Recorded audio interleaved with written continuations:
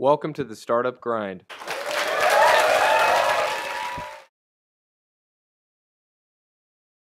Ok, ciao a tutti, benvenuti a questo primo Startup Grind. Grazie per essere venuti e per essere i pionieri dello Startup Grind, quelli che per primi hanno voglia di partecipare.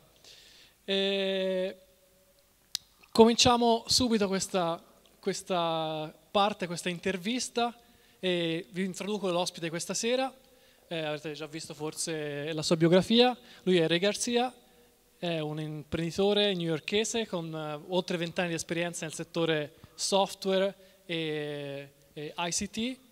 E con Ray parleremo del motivo per cui, per esempio, sono 3 o 4 anni che sta continuando a venire in Italia. Cosa trova di interessante nel nostro paese da un punto di vista imprenditoriale, e poi ci racconterà anche la sua esperienza, come ha cominciato, qual è il suo percorso imprenditoriale.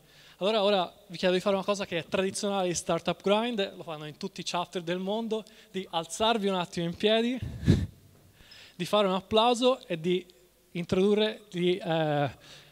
fare un applauso per Ray Garcia.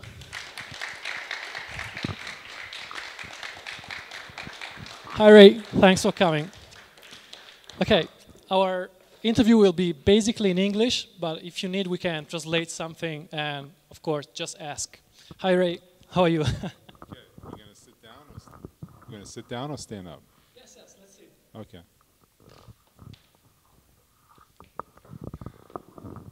So Ray, thanks for coming here, and thanks for this very first event in Italy of Startup Grind. And so let's start with the question. And so we're gonna know more about you, about your entrepreneurial experience. You've been an entrepreneur for more than 20 years, right? And maybe even more. And so the first question I have for you is to simply tell us something about your background, where you started, where you have raised, and so basically the place you started as an entrepreneur, or simply as working with business and startups. Okay, so I was born in New York City, which is a very entrepreneurial city, certainly a global city. Anyone who's been there can see that it's a very thriving, active market. That's very challenging to both live in and work in. Originally from Puerto Rico, from immigrant parents, and in the U.S., immigrants who come to the U.S. by way of New York City are often challenged to get into the economy, so they need to start thinking entrepreneurially because they have to survive, and it isn't necessarily that they fit into the status quo of the type of professional careers that are typically available to people who grow up and born and raised in New York.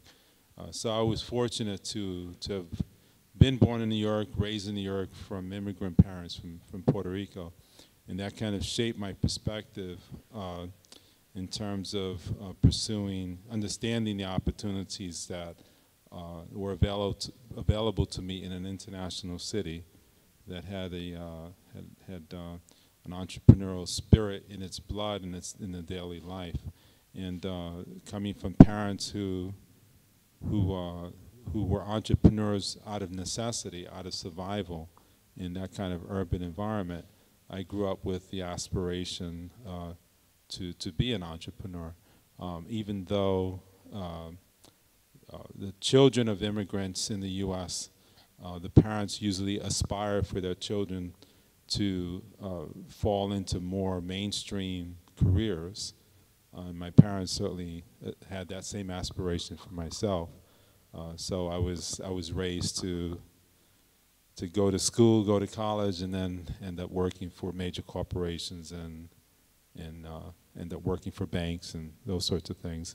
And even though I did that and had success with it as an executive at some major corporations in the U.S., I really didn't feel as though I was completely satisfied and fulfilled because I didn't have the kind of self-determination to do the kind of work that I wanted to do, to set the terms of the kind of work that I do, and then to determine the means by which I would accomplish my own goals. So the corporate structure and the institutional setting, while it's comfortable, it didn't fit. It didn't fit my aspirations in terms of understanding what my parents went through and wanting to connect to their journey as entrepreneurs. I wanted to also have that own experience myself. Okay, so great. So your background is a part of your entrepreneurial path, and so you developed most of your business where you're raised in New York City. And what I would like to ask you is, which was your first entrepreneurial experience, if you can recall it, both on a personal experience, like you were selling Cokes at 8 years old, or your first business when you were 20 and maybe you failed because it was a crazy idea. Which was your first? That's a good question. I mean, so it's maybe why, and I'm curious how people grow up here, but in the U.S., it's common for kids to be put in situations to have lemonade stands, for example, or to sell newspapers, right? And or to be given an allowance, so you're not just given money, you're asked to work for the money, right? So my parents certainly wanted to instill those values in myself and my brothers and sisters as well. So certainly had those experiences as a child, and delivered newspapers to make money, and ended up with newspapers that didn't get sold, and then I didn't have enough money, right? So I mean, so certainly had those experiences. But actually, recently I was in Polo Novacchio Technologico, which everyone here knows is a world-class incubator. And in the whole Tuscany region has phenomenal 700 companies, all within the sciences. And I was in a 2-hour session, sort of brainstorming about what can I do to help, but also to set some kind of perspective on what does it take to instill entrepreneurship in the youth. And I recall that even though I had gone to a private school, a private Roman Catholic school, which was very religious, and that was something that everyone in the room could connect to. I highlighted that in the 5th grade, we were asked to track the New York Times stock market charts, right? And everyone in the room was kind of surprised by that, because it's Christian values don't lend themselves to. My parents, sort of were very ethical, moral, and thought about helping the poor, right? And if they ever made money, then you want to give away the money. And so that kind of training seemed inconsistent with the values of a religious school, and they clearly understood that was clearly different. That even in that kind of setting, that as a young man, I would be familiar with stock charts, and I would track companies and understand when the stock went up, went down, whether you should buy, whether you should sell. And so you can imagine a young mind at that age, exposed to financial concepts and getting interested in it, that stays with you, right? So those early experiences then, stood with me. It was something that everyone else in my class did, and everyone I knew had some exposure to. I think I don't think that's unique of my experience in New York or in the U.S., but I think it might be a contrast to how kids have an experience in school elsewhere. So this is very interesting, because maybe also the people here in the audience had the same experience. When you were young, you did a little market trying to sell, I don't know, shells, trying to sell some old books from your house. So this is interesting, because when you are a kid, you can see already who is a potential entrepreneur. But going further, I would like to ask you, you develop in New York City most of your business, most of your startups that you have developed and sold. So how this environment contributed to the success of your ideas? How was it when you started, and how did it help you to start a business? Yeah, so I don't, New York City is a interesting place to grow up in the sense that it's highly diverse, but there are many people who live in stressful conditions, right? And so you experience adversity almost every day, and it's an environment that what I call is a great equalizer, in the sense that no matter how much money you make, or no matter how exceptional you think you are, everyone has to get on the same train, because the train's the fastest way to get around town. And so even the mayor would take the train, and I have people in my neighborhood, who are multi-billionaires walking down the same street that I'm walking down. So in that sense, you sort of encounter wealth, poverty, adversity, diversity, and it helps you to start to understand how to read people, right, from many different backgrounds. So New York City is sort of a great environment to people watch, right? So here in Italy, in Corsa Italia, I walk up and down and I watch and observe people, and everyone else is observing people. And Punta Mezzo and Garibaldi Square, I love to go watch on a Friday night, all the guys and girls walking by each other and looking back, right? So, New York City actually trains you to sort of observe and understand human nature and under stressful conditions. The diversity, I think, is a tremendous asset. And then given that it's a financial capital of the world, it sort of lends itself to understanding money, the value, the money, the corruption money can bring, how to make use of money, how to get money. So it kind of forms how you think about money and how you make use of money. It also is a center of marketing, advertising, and entertainment, and media, all of which are all related to each other. So that certainly shapes your thinking. And these kind of things, are all assets that help to form one's views on how you would go about an entrepreneurial journey yourself. It's pretty. So when I started working in corporations, was back in the 80s. It was still very traditional, hierarchical. Corporations had not experienced downturns and these cycles of hiring and firing. And the ICT sector was still being adopted into the productivity of the major corporations. And the environment was a little bit different than it is now. In the 90s, the technology entrepreneurship started to take hold across the country, not just in Silicon Valley. A lot of it actually has started on the East Coast, moved to the West Coast with the Silicon, but then it moved back to the East Coast.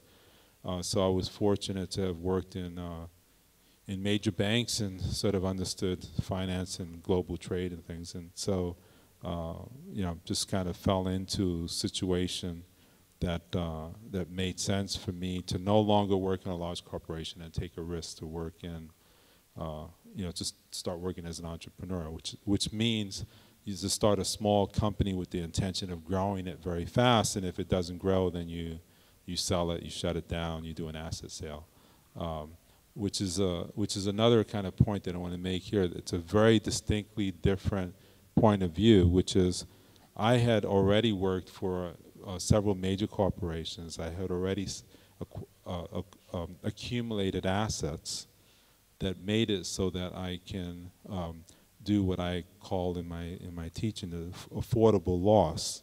Right? I could afford to take a chance and survive for a number of years without making money. Right? So I put myself in that kind of situation by one, gaining mastery, applying competency and confidence, and then putting myself in a situation where I can make that leap. Once you make that leap, then you've got to pretty much stick with it and be persistent and go through the ups and downs and the discomforts of uncertainty, and being resilient to uncertainty is something that my parents had gone through. So naturally, I grew up in an environment where my parents had experienced that, and in that also I absorbed some of that that tolerance and resiliency to uncertainty. So I was able to pick my own adversity. I was able to choose a situation that was less comfortable than the one that I was in. But the truth be told, it's because I had put myself in a position financially where I could do that. Right, so my risk was relatively low. I had reputational risk, I had career risk. Once you jump out of a major bank, would you be able to go back in and get another job paying well and all of that stuff? So those things I didn't know, but at that point I had decided that the entrepreneur journey was the only path for me. I didn't see myself continuing to work in an institutional setting. Very, very interesting your experience. So you said that you had, you moved to entrepreneurship when you were ready to. You had let's say the money and the reputation to take a risk, which is different from the position of a young entrepreneur that starts maybe with no money and still no reputation in the business. So I would like to ask you a question about the New York City ecosystem where you grow your own business. How did it change through the years you've been working with your startup? Because you say 80s was classic big firms, then change into tech firms and startups. I have a broader, even though I'm in the tech entrepreneurship, that's my experience, that's my background, and that's the basis for some of the things that I teach and talk about. I'm actually not all that interested in tech entrepreneurship in the sense that I've already done it, I've experienced it multiple times. It's what I consult on, it's what I do as a daily practice. But I'm more interested in what technology can actually do for others. And so I no longer think about any of even my own businesses as tech businesses per se. Even though they may be tech infused, I'm more interested in what the impact it would have on the lives of the people that would receive the technology, right? And in New York City even though there's a lot of attention given to the tech startup community, it's only one form of many forms of entrepreneurship, and I think it's the one that unfortunately is given the most attention because of the exceptional situations where money is given to young entrepreneurs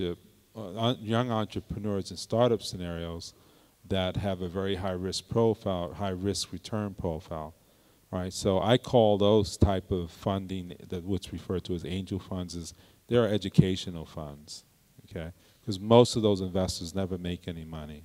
And the few that you hear about and that are talked about in the media are by far an exception, right? So, and most of those investors will never make money, right? Because they've made too much money already, and it's some people term it liberal guilt, right? So they've made so much money so fast that what they should do is actually give it all away, and for their own self-indulgence, they give it away to people who are like them, right? So that doesn't necessarily create a whole lot of value, I think, in society as a whole. New York City has always been blessed with tremendous influx of entrepreneurs from all over the world, of all kinds, right?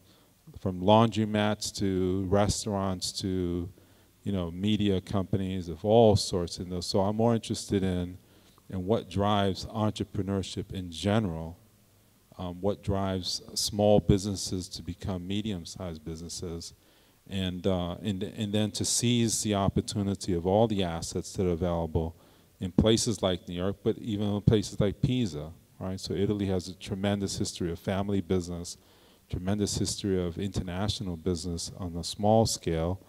And now if you go to Polo Technological and you have 700 small companies, all incredibly technologically infused.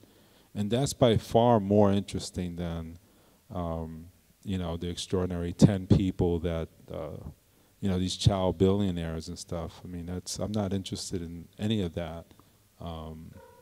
You know, I think it's just, I think it's a distraction. I think it actually skews people's perspectives, and I think it's the wrong discussion to be having, right? So a more appropriate discussion is how do you create value, what's enough value for you, and then once you reach a certain level of attainment and achievement, what's the next thing you can do to sort of help others also do that, right? And then you have a transmission of value across society or spanning transnationally, right? So I've done lots of things in New York, and now I spend my time in Italy, you know, 2 or 3 times a year. I spend a couple of months here in Pisa in particular, because I think the talent here is tremendous. And it's really about working with the talent here to inspire them and to help them work on problems that matter, right? Things that really make a difference. I mean, you don't have to look to me. Look at Emanuele Angioni, who works for Win Medical. He's doing tremendous stuff that might, you know, directly impact someone's lives, right? And he'll do well, and he'll make you know, lots of money at some point. Hopefully, he'll end up reinvesting it or starting other companies. All right, you have Michele right there, who does some interesting things in the mobile app business. You have Fab Nabi, right? This I forgot, what's your name again? I forgot your name. No. Oh yes, what's that? Claudio. So you have Claudio. So you know, many, even just here in the audience, companies are interesting companies. So. Very, very interesting. You already moved to the question I wanted to ask you, because no, that's great. I mean, because what is interesting about your story is that after working in the U.S. for many, many years, you started traveling the world, and you decided to come to come here among the other places you're maybe visiting for business. So my question, next question was, what do you find interesting? But you already answer. And so moving to the next question is, to young entrepreneurs here in Italy or European entrepreneurs that may be interested in Italy, which are the things you will suggest to look at? Which are the greatest potential in the Italian ecosystem, in the Tuscan ecosystem, that you think that can make the difference and make the money? Yeah, so that's an interesting question, because one of the reasons why I was in Polo Novacchio is because they're interested in the U.S. market, and since I live in New York City, they were interested in the 700 companies. How do I help open up the U.S. market, right?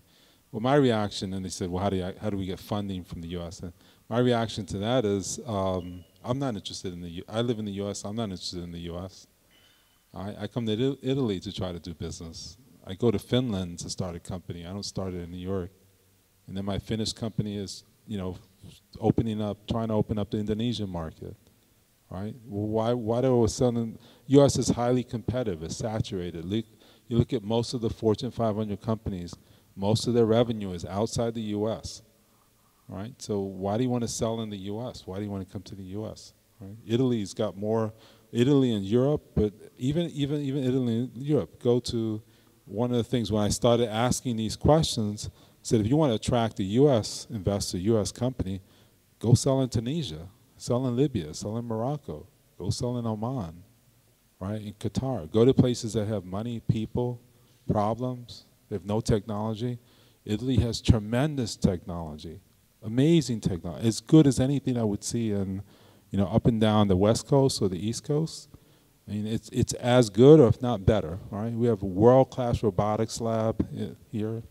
You know, you world-class. I mean, look at Felipe. He's a world-class, you know, scientist, right? So, you know, some of the leading scientists of the world are here. So, the question is, point to markets that have problems, right, and that are big, doesn't have to be India. It doesn't have to be China. It can be, you know, Vietnam. It can be Thailand. It can be Malaysia. It can be Indonesia, right? It can be Australia. It can be New Zealand, South Africa, you know, Morocco, Botswana, Mozambique. You know, I mean, there's a lot of places that Italians are already present and maybe already doing business. They should expand the business there, right? You go and open up the North African market or the Mediterranean market, which is very difficult for a U.S. company to do, and then you go back to the U.S. and say, hey, I'm selling in that market. You want a piece of that market because you've got something that I'm interested in? I can open up that market. That's a far more interesting discussion to have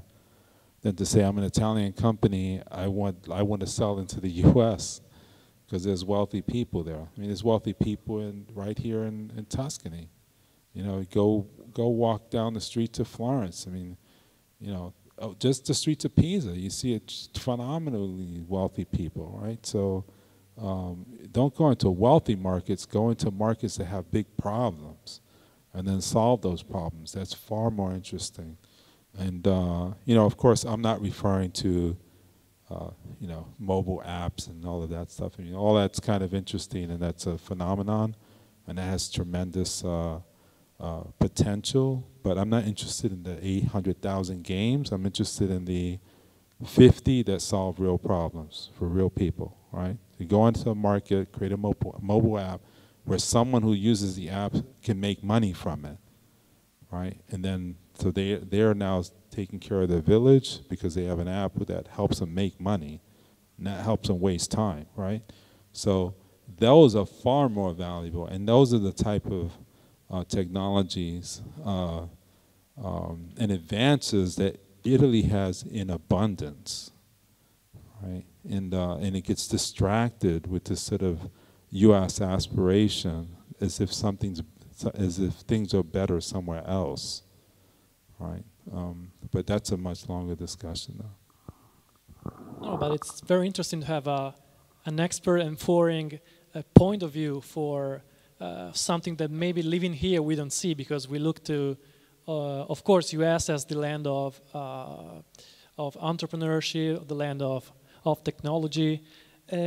But one more question I would like to ask you is, which are the places, in your experience here in Italy, which are the places you would suggest to young entrepreneurs to find people, money, mentoring, expertise? I mean, where should the people go? If you have any hints on that.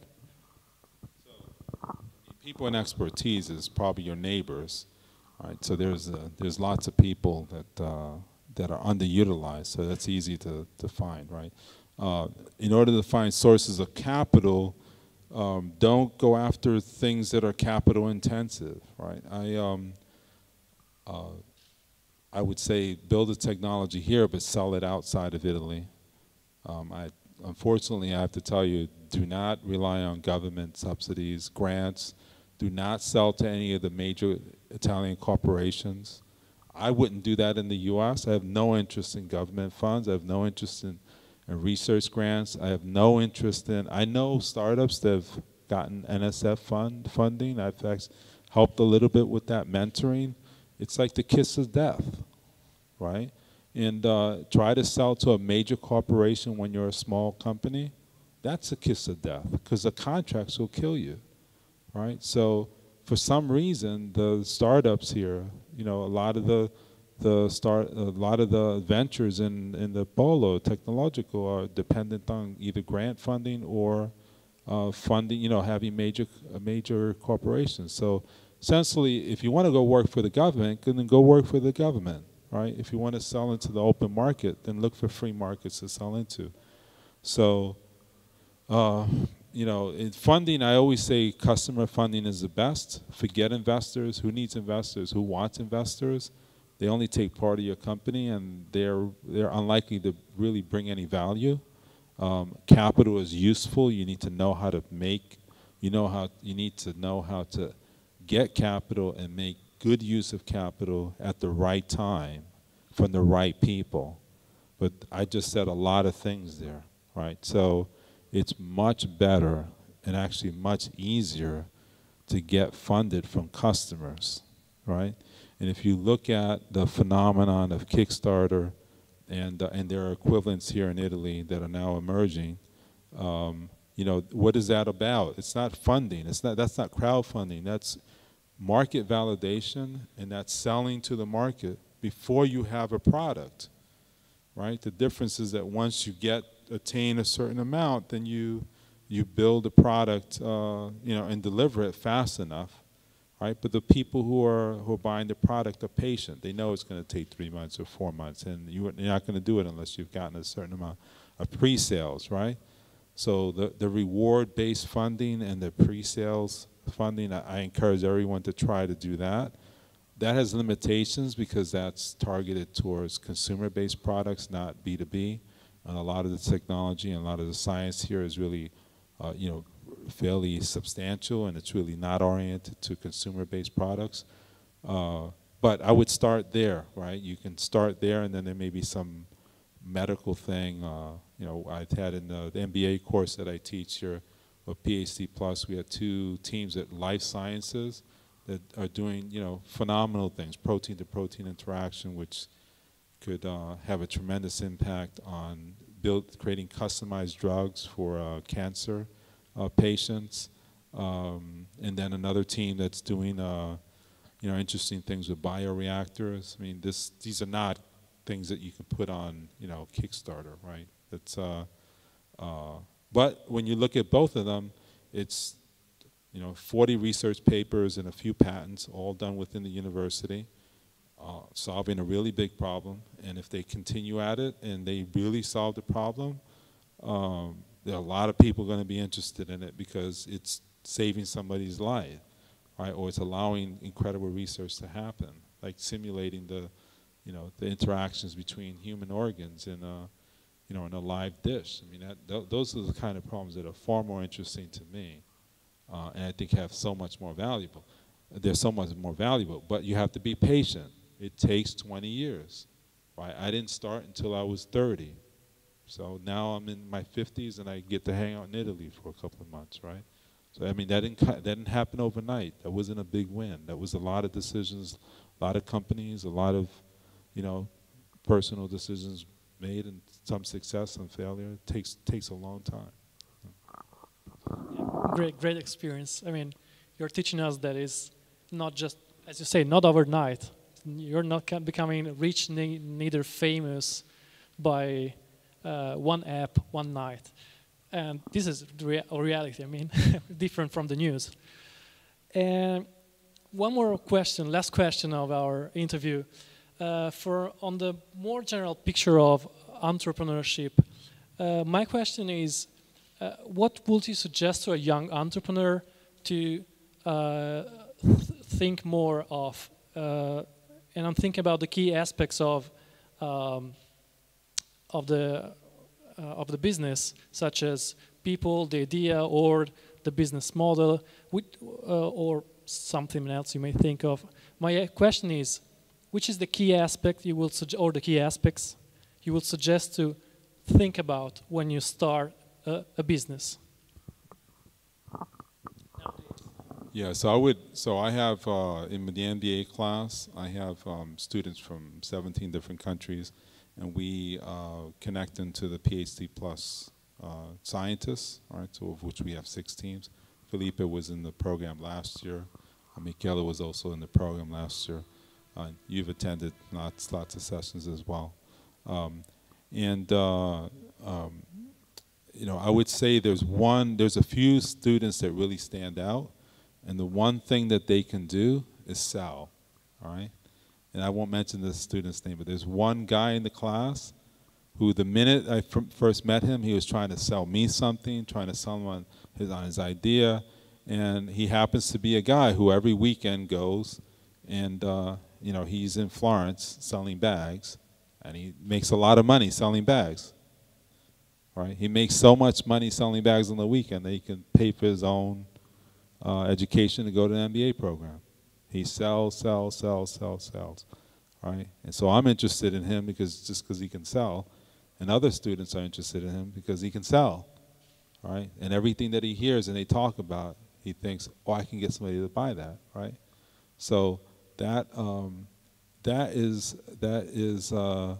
he happens to have come from a country where the people are entrepreneur out of necessity. To survive, you have to, you know, take anything and make something of it and then get somebody to buy it, because otherwise there's no money flow, there's no jobs, there's no government that you can work for, there's no institutions, and so it's, you know, it's the merchant class, right? You grow some things you pull it out of the ground and you get somebody to buy the plant, and hopefully maybe they eat it and maybe they decorate, right? So he has the benefit of that, right? And unfortunately, we grew up in advanced economies and we have a lot of choices, so we don't naturally build those skills, right? If you go to a place like Morocco and walk through the souks and the bazaars, right? If you look at somebody's eyes, you're going to buy it. They're taking money out of your pocket, because even if they have to sell it to you at cost, you are not walking away until you buy something, right? And so, and they will sell you, if you don't want this, then they'll sell you that. If you don't want that, then they'll sell you slippers. You don't want that, then here's cinnamon. And you don't want that, then here's some mint leaves. But you are not leaving here until you buy something, right? Because you're a tourist and you got money, and I want that money in my pocket, right? So that really tenacious drive to sell is a tremendous asset. So I'm going to give it to you in a second. But, you know, here in Pisa, we're very fortunate in that when it rains, people show up with umbrellas, right? Everybody knows what I'm saying, right? I got sick and I blew my nose. I didn't have any clean napkins. I go like that, and a guy shows up with napkins because he saw me sneezing. And he knows I'm going to buy those napkins because I'm not going like this, right? So it's amazing, right? Supply and demand. And those guys, when they come up, right, what do? They look you in the eye, they shake your hand, they make body count, they connect, they break the distance, right? And fortunately, they are selling in a country that's very compassionate and very empathetic, right? That happens in New York, and they're going to get pushed away, right? Here in Italy, you know, people have a conversation, and they sure, some ignore and say, okay, not now, don't bother me, but a lot of people, amazingly, actually strike up a conversation, recognize their humanity, right, and their dignity, right, and sometimes you'll buy something, just you know, just because it's nice to have tissues in your bag, right, and so what I like to do is when I'm eating in Pisa and I'm observing, I actually like to watch those guys to see how they sell into the Italian market and how effective they are. And what you'll notice is I can describe 10 different styles, right? And some of them are much better than others, okay? So if I had to suggest anything to the young people here is learn how to sell tissues and umbrellas, right? And then if you can do that, then you can maybe sell software. If you can do that, then you can sell medical devices, right? And you know, talk to Felipe. He was probably the best person I've ever had in one of my classes, aside from Michele. Sorry, and Michele. Both of them were probably the best too. And he knows that, as brilliant as he is, as talented, he single-handedly by himself created a business plan, a pitch, got the investors, went to Milan, got into Seed Lab. When I had MBA students and whole teams who couldn't keep up with him, right? But in the end, he understood how hard it is to sell, right? So he built the product, he built the business, and he hit it right on, right? Emanuele knows how hard it is to sell. He's very effective at it. He not only sells, but he sells on a strategic basis. So he's not just selling transactionally, he's selling strategically, and he's building relationships and things like that, right? Michele actually, he sells in an interesting way because he sells completely online. Nobody knows who he is. And he has like a cash register, right? He looks how many downloads, right? So there's different ways of selling, but the point is, here, fortunately, I'm not worried about, in the U.S. there's a question of, do you have enough technology talent? Do they have enough, savvy to figure out the financials? In Italy, there's no shortage. I mean, we have people who are not only doing financial models, they're using, Monte Carlo simulation in their financial models for a startup. You don't see that anywhere else in the world that I know of, right? I mean, it's like crazy stuff, right? So that's not the issue, right? The issue is, can you sell, right? And the people who can sell are not the people who have the technology. The people who have technology don't know how to sell. So that's the gap that we have to bridge, okay? Okay. So that's it. Thanks for coming to Startup Grind. Thanks for your telling us about your experience and also your point of view. And let's give an applause to Ray. Thanks, Ray. Thanks for coming.